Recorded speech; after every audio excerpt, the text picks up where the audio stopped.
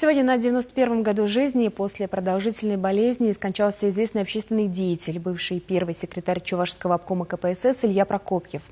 Он руководил республикой 14 лет, с 1974 года.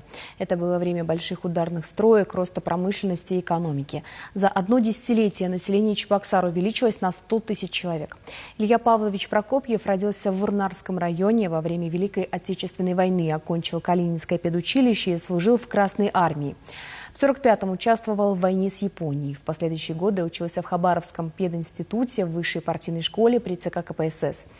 В аспирантуре Академии общественных наук защитил кандидатскую по экономике.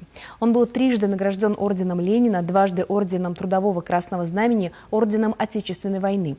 Уже выйдя на заслуженный отдых, Илья Павлович продолжал вести активную научную и общественную работу. Прощание с ним состоится 22 февраля с 10 до 12 часов в ДК имени Якова Ухсая.